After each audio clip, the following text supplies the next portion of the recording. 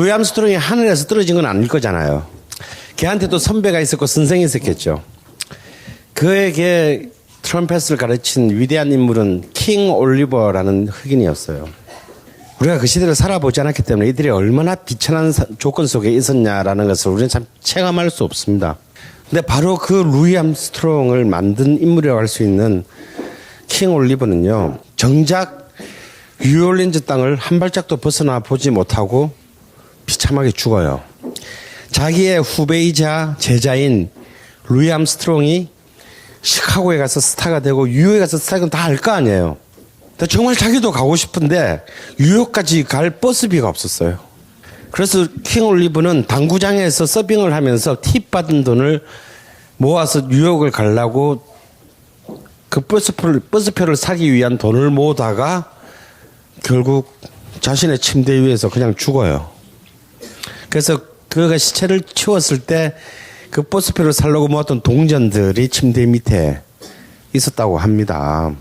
그런 수많은 그 동시대의 그 흑인 연주자들 중에서 왜 루이 암스트롱이 재즈의 상징이 되는가 하면, 루이 암스트롱은 기본적으로 재즈의 전통에서 성장했지만 그가 스타가 될 수 있었던 것은 첫 번째로 연주자, 트럼펫으로서의 뛰어난 역시 탤런트를 갖고 있었어요.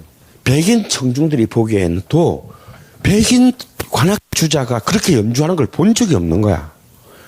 그렇게 긴 프레이즈를 한 번도 쉬지 않고 쫙 간다든가, 아니면 굉장히 어려운 즉흥적인 어떤 그런 그 멜로디 라인들을 자기 주제 연주 사이에 푹 집어넣어서 애드립을 친다든가, 마치 트럼펫이라는 이 둔한 악기를 거의 플루트 수준으로 갖고 노는 그런, 일단 그 테크니컬한 지점에서 우리 또 잘하는 애들 보면 박수가 그냥 절로 나오는 거잖아요. 첫 번째 그런 재능은 있어야 돼. 이건 기본이야. 그런데 얘는 거기에 플러스 뭐가 있었냐? 루이 암스트롱은 또한 동시에 보컬리스트였다라는 거예요. 그것도 그냥 보컬리스트가 아니라 절대 어떤 누구도 흉내를 낼 수 없는 그 완전 뚝배기 사발 깨지는 그런 그 목소리 있잖아요. 그걸 누가 흉내를 내겠어? 독특한 개성을 가진 보컬리스트였기 때문에 역시 20세기는 보컬이 지배한다라는 것을 본인이 몰랐겠지만 그 20세기에 이 흥행적인 요소인 보컬의 요소를 갖고 있었다는 점이 다른 연주자들하고 이미 출발해서 달라진 거예요. 여러분, 오페라가 처음 출발하던 17세기에 이탈리아에서 가수는요, 창녀보다도 더 낮은 사회적 대우를 받았다는 것을 상기하십시오. 그런데 그런 어떤 그 미천한 신분의 어떤 사회적인 조건을 가진 보컬리스트가 드디어 20세기에는 가장 각광받는 최고의 밸류, 가치를 가지게 되는 것 또한 이 20세기적 문화의 전복입니다. 다음 세 번째, 루이 암스트롱을 정말 당대를 20세기의 문을 여는 엔터테이너의 스타로 만드는 가장 중요한 조건은 뭐냐면, 그리고 이 조건은 이후에 어떤 종목에 어떤 스타도 꼭 갖춰야 되는 덕목이 돼요. 바로 유머 감각이에요. 이거는 자신의 지적인 능력과는 상관없는 부분입니다. 유머 감각을 갖고 있지 못한 자는 스타가 못 돼요. 왜? 존나 삐딱한 새끼들 있잖아. 니들이 예술의 고뇌를 알아? 뭐 이런 애들. 이런 애들은 뭐 매니아는 생길 수 있어. 절대 스타 못 됩니다. 나는 신비주의적 은둔이 좋아. 뭐 이런 애들 절대 안 됩니다. 왜 유머 감각이 있어야 되냐면요, 바로 언론, 매스미디어 때문이에요.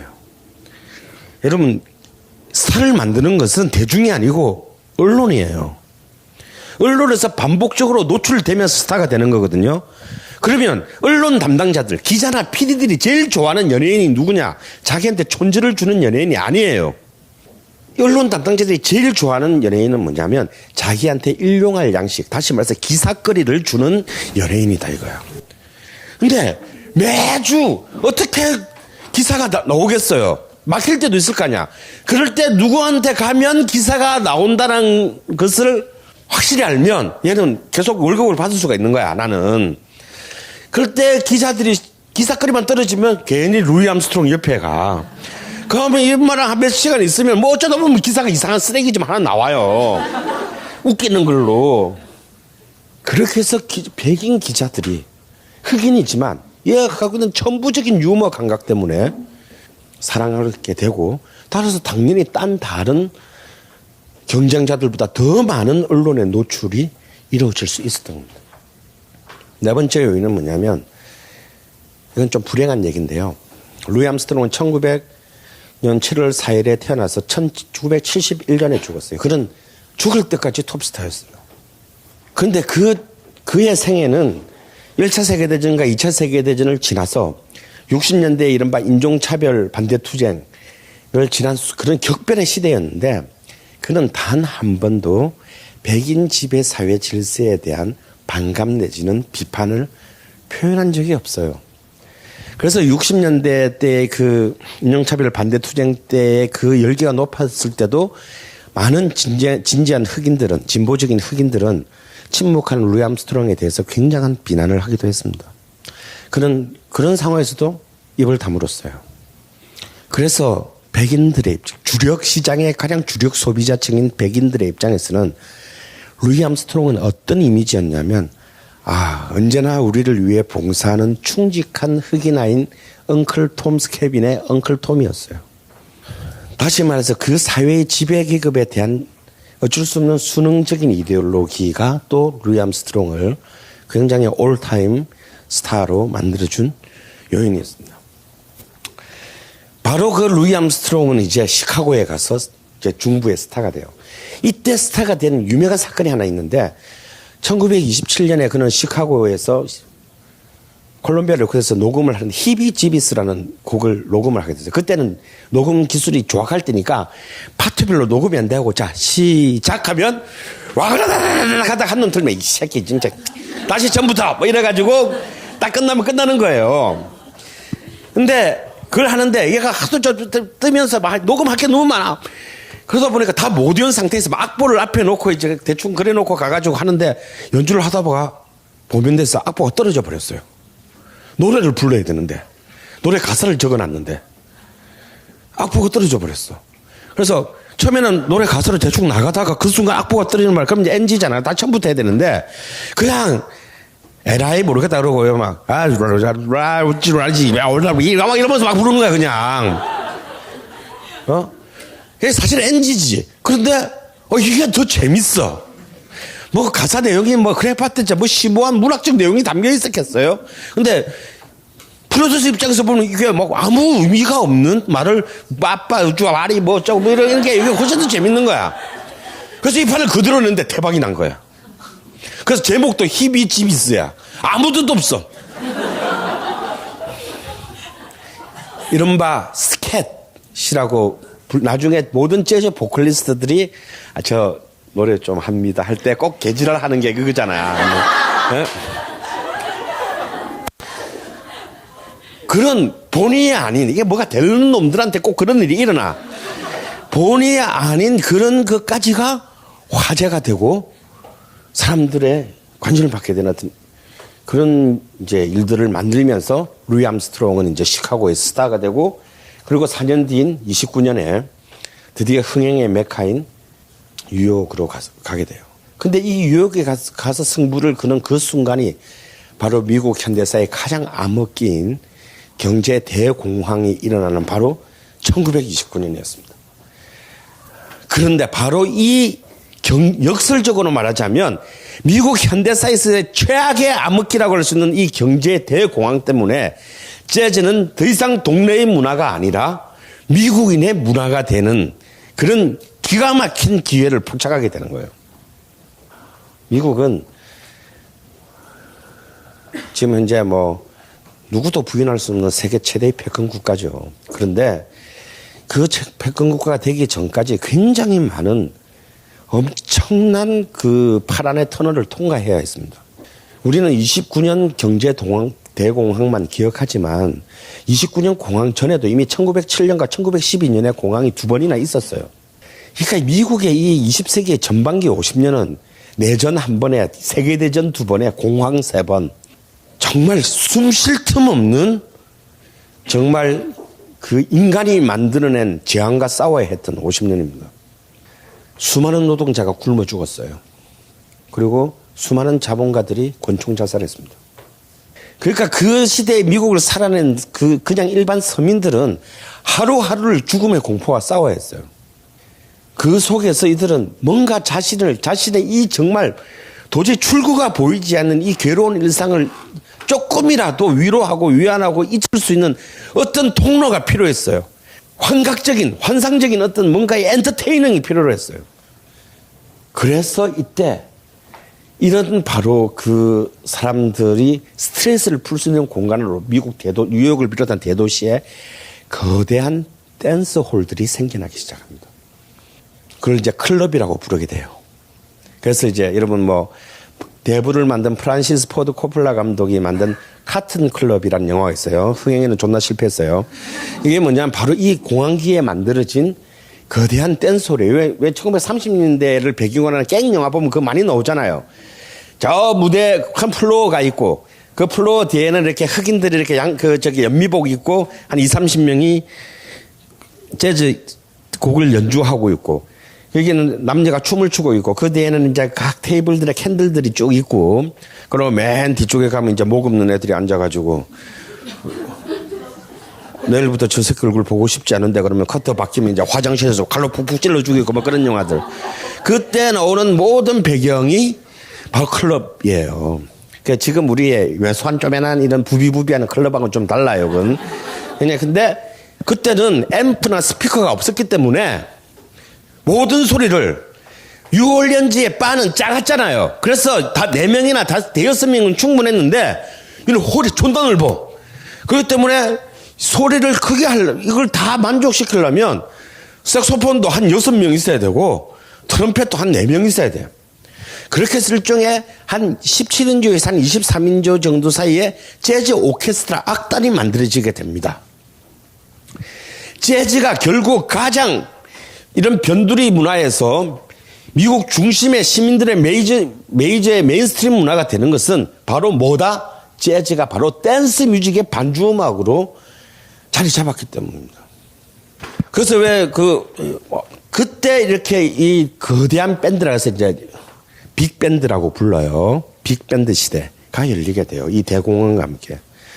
이 빅밴드 재즈를 다른 이름으로 스윙이라고 합니다. 이 스윙이라는 단어는 이 시대의 빅밴드 체제의 음악을 가리키는 말이기도 하면서 이제 30년대 이후에 재즈의 본질을 말하는 말이 돼요. 굉장히 중요한 말이에요. 블루스에 있어서의 가장 중요한 단어 하나는 뭐다? 소울이에요. 영혼이라면 재즈에 있어서 가장 중요한 말은 스윙이에요. 그래서 루이 암스트롱이나 듀크 엘링턴 같은 이 시대의 위대한 인물들이 늘 하는 말이 뭐냐면 스윙이 없으면 재즈는 없어 라는 그런 노래도 있어요. 그래서 이제 또 무식한 백인 기자들이 형 스윙이 뭐야? 라고 물어요. 근데 얘들은 못 배웠기 때문에 설명을 해줄 수가 없어. 안 느껴져?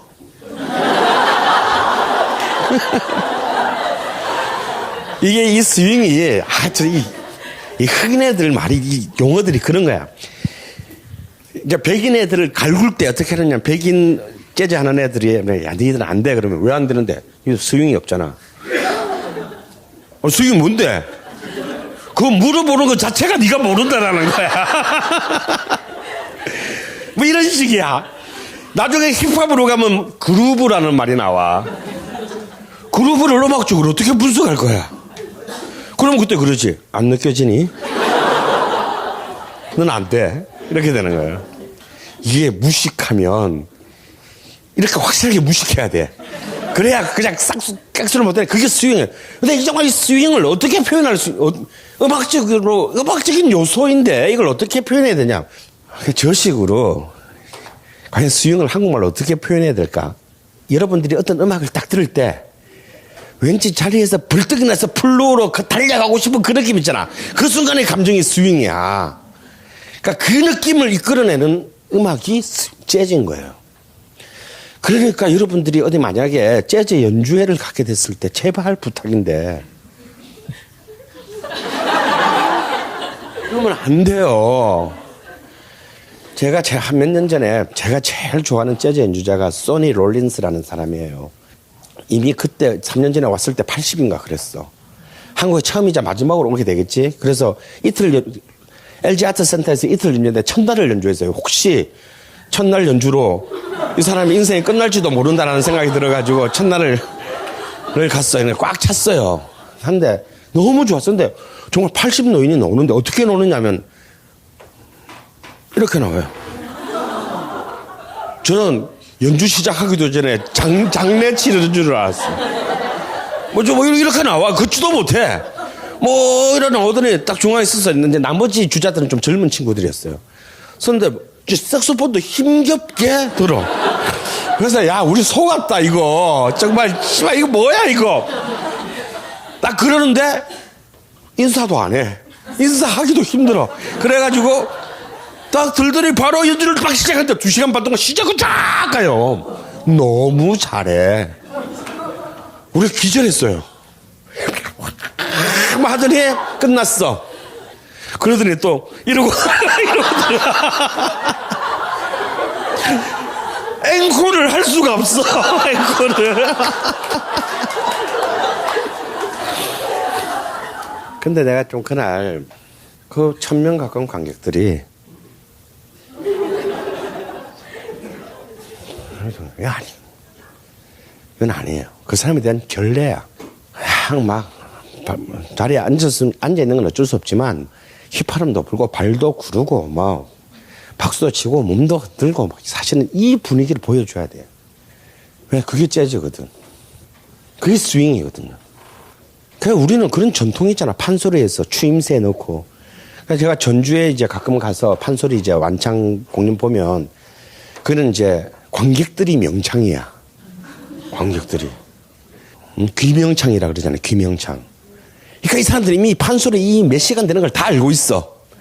그때문에 딱 넣으면 바로 그냥 정확하게 들어가 줍니다. 그 타이밍에. 그래서 몇 시간을 혼자서 할 수 있는가 그 기운을 받았어. 모르면 못하지. 근데 저는 모르니까 그냥 뒤에 앉아만 있는데, 야, 이 귀명창들이 그냥 기가 막히게 적재적소에 정확한 리듬을 타고 들어가서 넣어줘요. 우리 또 그 정도는 아니어도. 스윙하면 30년 빅밴드라면 아이고 지금으로부터 70년도 넘은 들의 음악 뭐 알겠나 싶었지만 여러분 다 여러분의 무의식과 유전자 속에 스윙이 다 새겨져 있습니다. 최근에도 CF로도 나왔고 바로 베니 굿맨 오케스트라의 싱싱싱이었는데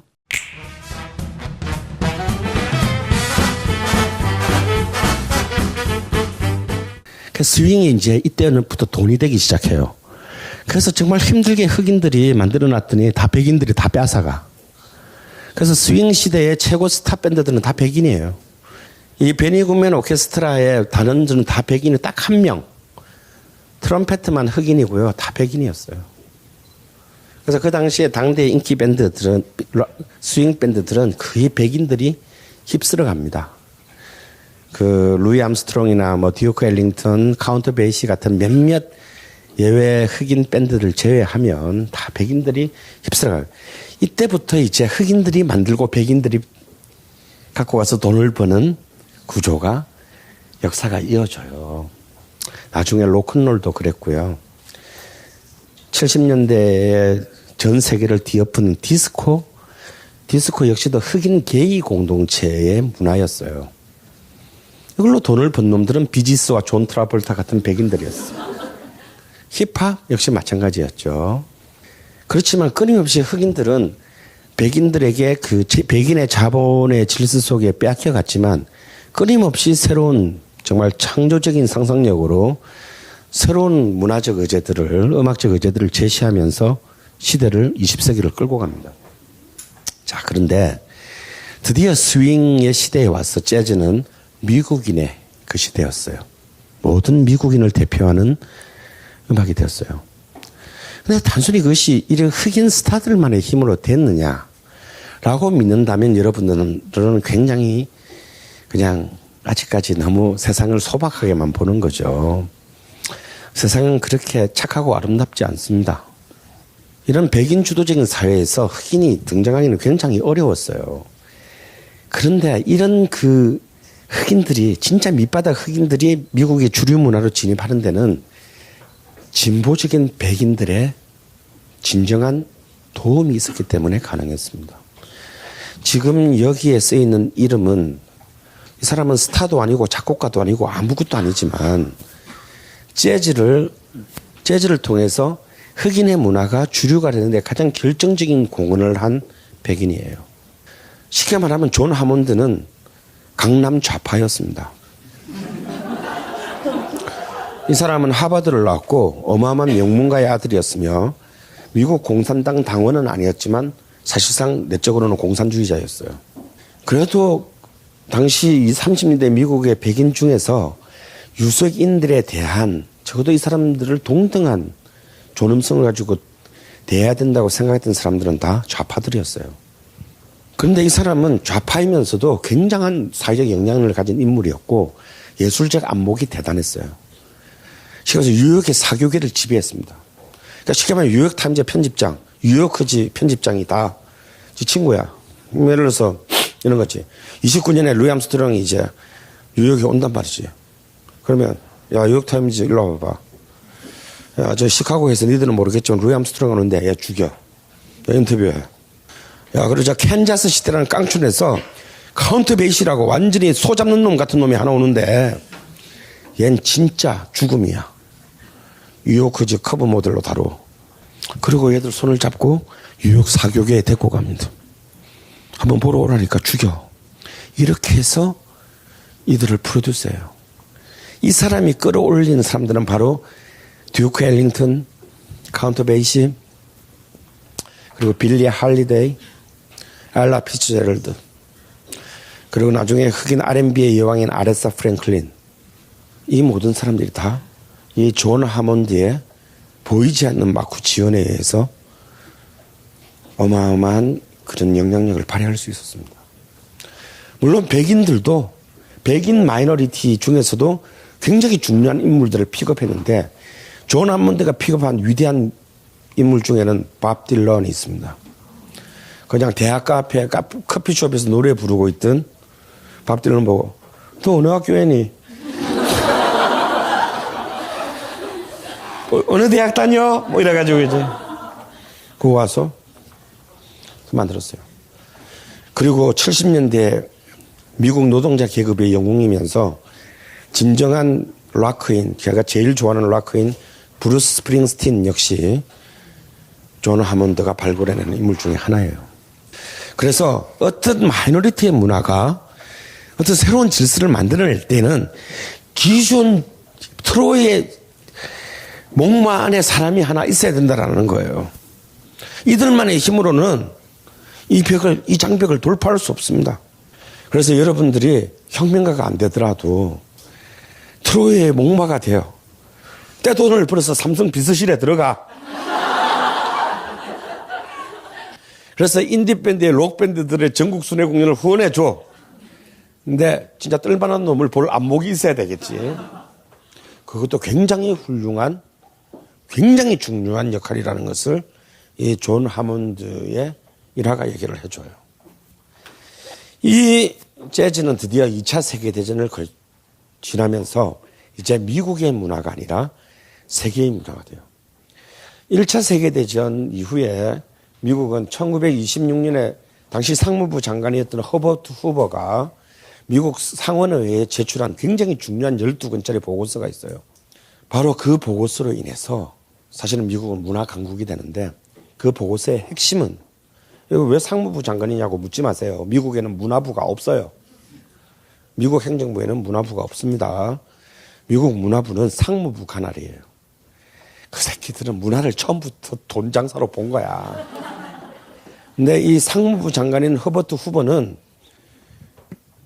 이 대중문화, 재즈, 영화 이런 것들을 단순히 돈이 되는 오락산업으로 보지 않고 마치 항만, 철도, 정유와 같은 국가기관 산업으로 우리는 인식해야 된다는 거예요. 왜냐하면 이것이 우리의 미국적 이념을 전 세계인들에게 동의를 이끌어낼 수 있는 가장 효율적인 국가 전략 무기다라고 인정했습니다. 다시 말해서 미국은 이미 그걸 상원의회가 인준합니다. 1926년에 문화가 바로 국가의 기간 산업이라는 것을 인지한 최초의 국가가 된 거예요. 바로 그 허버트 후보가 1929년에 미 합중국 대통령으로 선출되는데 상무부 장관 출신이면서 대공황을 예측 못하는 바람에 걔는 단임으로 끝나는 불운한 대통령이 돼요. 하지만 그가 상무부 장관 때 낸 이 법안이 지금 바로 미국의 모든 문화산업에 토대를 만들게 돼요. 그래서 이제 2차 세계대전은 이들을 단순히 전쟁을 통한 군사력을 통한 전투 행위에 두지 않고 자신의 점령지에 자국의 문화를 전부 보냅니다. 명목은 전선에 있는 아군의 사기 진작이지만 그 공연과 영화를 군인들만 봅니까? 점령지에 시민들도 끊임없이 본단 말이에요. 그걸 통해서 자국의 문화들을 이들에게 미국에 비해서 훨씬 더 깊은 문화적 전통을 갖고 있었던 유럽의 시민들도 이때 미국 문화에 반복적으로 중독됩니다. 이렇게 해서 이때 최전선에서 전선을 날리고 다닌 사람이 누구냐? 루이 암스트롱이다. 그래서 그런 미국의 백인 주류 사회로부터 진짜 명예 백인의 대우를 받을 수밖에 없었다는 거예요. 그리고 그 루이 암스트롱을 미국 정부는 미국 육군은 굉장히 잘 활용을 했고 전 세계에 루이 암스트롱 펜을 만들었다는 거예요. 루이 암스트롱이 어느 정도냐면요. 1959년 7월 달에 낙동강 방어선이 지금 내일 무너지냐 오늘 무너지냐 하는 순간에 마릴린 monroe하고 밥 호프하고 한국 대구에 와가지고 공연을 했어요. 이 2차 세계대전을 통해서 드디어 재즈는 이른바 글로벌 스탠더드 뮤직이 됩니다. 뉴올리언즈에서 탄생한 지 아직 30년도 채 되지 않은 시간에 재즈는 전라남도 목포의 문화에서 전 세계를 표준화시키는 음악 양식으로 자리 잡게 돼요. 재즈 음악이 세계 음악 산업에 있어서 중요한 이유는 지금 누가 재즈를 듣나요? 미국에서도 재즈 안 팔립니다. 뭐 우리가 막 책에서 나오는 그런 위대한 뮤지션, 재즈 뮤지션 책 판나봐야 만장 팔려요. 미국에서도. 걔들 대학 없으면 다 굶어 죽어요. 그런데도 재즈가 왜 중요하냐면 지금 이 순간에 여러분이 누리고 있는 모든 대중음악, 모든 음악이 다 이 재즈의 아들들이기 때문입니다. 바로 이 재즈라는 어떤 이 자연문을 통해서 모든 그 이후의 대중음악 어법이 가능하게 된 거고 그것이 이제 전 세계적인 공통언어로 자리 잡게 만든 역사적 분기점은 바로 2차 세계대전이었다는 거예요.